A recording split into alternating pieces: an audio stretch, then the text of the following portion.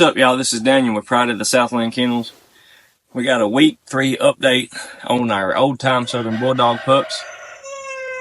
As you can hear and see, we're actually outside in the whelping kennel today. We got the whelping box right over here. We got the pups in there under some heat lamps, and we got some hay bedding for them. We got the kennel roof and the kennel wrap. It's been real cold. Come here, girl. It's all right. Come on. We got Laurel right here. She's the mama dog. She's been doing real good. Last time we had a hard time keeping weight on her. This time we've adjusted that. My wife always makes her a mixture of like chicken, rice, pumpkin, and eggs. Something a little bit more appealing to her. And she's keeping weight. She's producing a lot of milk. Only having 3 pups and producing a lot of milk can cause problems potentially sometimes. So we're gonna have to watch out and try to, when we wean these pups off of her, make sure she don't have mastitis or get mastitis. One of the easiest ways to do that is give them antibiotics and withhold food from them. And sometimes you gotta relieve those, relieve the milk if you have to by hand. You gotta milk them by hand. So we had to do that last time. Breeding dogs is not just putting 2 dogs together and having puppies and everything's all hunky-dory, as they say. It can be stressful at times, especially when you're just learning. I'm still learning. You know, I've probably had a dozen litters now at this time, but I'm still learning. So anyhow, with all that being said and out of the way, we'll show y'all the puppies.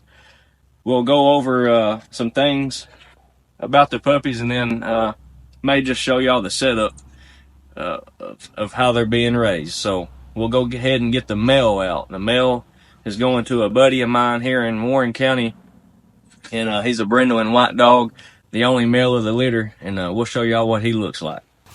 So this right here is the one and only male, and all of these dogs are just solid chunks. He got some little scarring on his legs where he was going around the whelping box when he was young. He's been active, really active, probably the most active of this litter. Like I said, he's staying in Warren County. He's going to a good friend of mine, getting him for his family and for his he's got a son. So hopefully everything goes well. But like I said, man, these pups are just chunks. They're starting to be more and more active. This one right here reminds me a lot of, would be his grandfather, Laurel's daddy, Tellico. The way he's marked up, the way he looks, Tellico had a jug head on him, and the coloring is a very light type brindling on him. Tellico was a great dog for us. He lived with our goats full time. He was the first dog that we was ever able to achieve that with.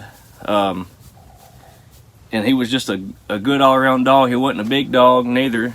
Probably about 76 pounds is what he topped out at. But this is the one and only male. And like I said, he's solid, and he reminds me a lot of Tellico. Now we'll get the females out. All right, here is one of the females. Mama's got to check on her. Mama's down here below the camera. She's pretty much white. She's got a black dot over her left eye. She is a solid dog. I'm looking at these dogs' rear ends, and man, as far as like their legs and everything go, and they already got that Staffordshire Bull Terrier look to them, nice and solid and thick and straight. Of course, we don't know a lot about them right now. They're still young. They was born on January the 1st, but man, these dogs are solid. This is her right up next to me, 3 weeks old. Half Staffordshire Bull Terrier. Excuse me, half Staffordshire Bull Terrier, half American Bulldog. She is solid. Now, we have 2 females. I have not made my pick.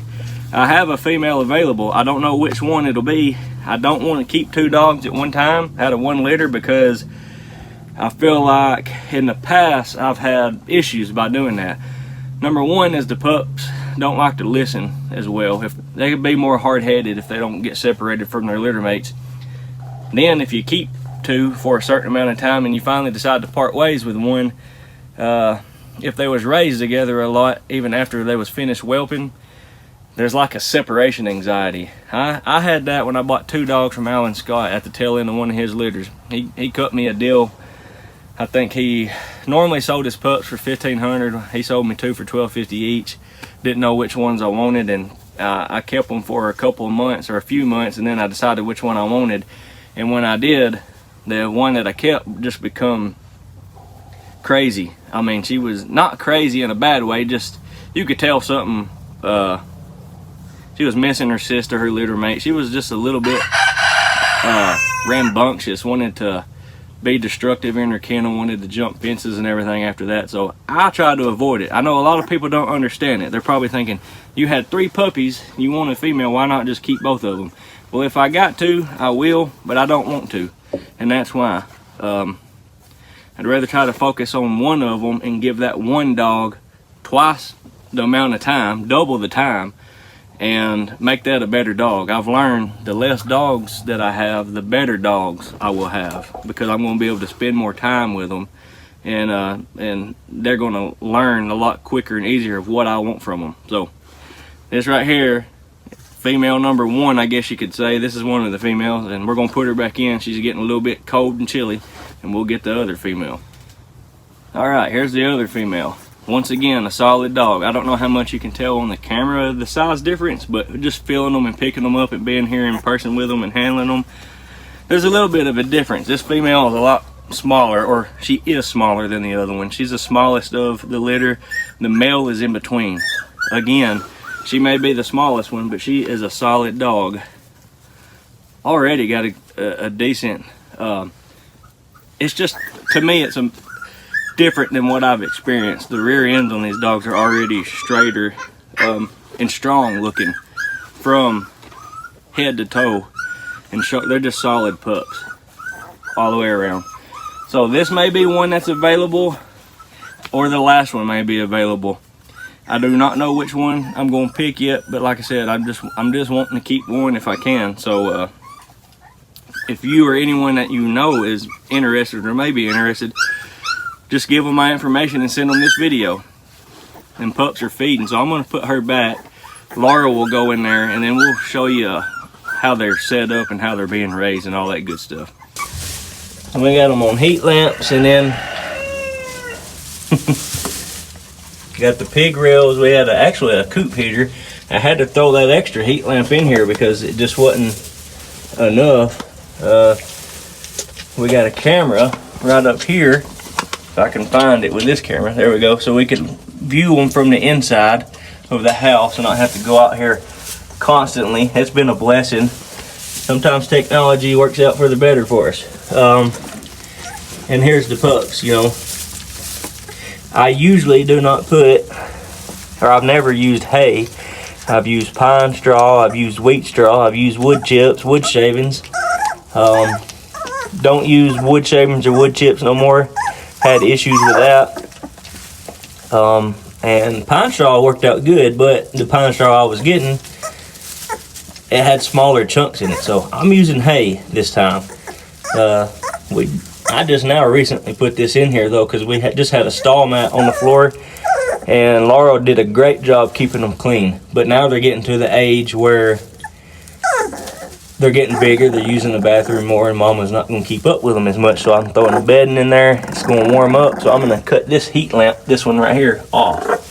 I'm going to leave the one in the corner on. I got that tied up, chained up, and all kinds of stuff. I kind of worry about heat lamps, but it's wintertime, and with our setup, we got to have it. So this is how they are being raised. This has been, so far, one of my favorite setups, because this roof will actually open, but it's been so cold I want to keep all the heat in. But if we want to use this same thing in summertime, we can use it in summertime too. So it looks like Mama's going to lay down and feed them again. But I just wanted to give everybody an update and let everybody know one of these pups will be available. So until next time, this is Daniel with Pride of the Southland Kennels. Thank you for watching.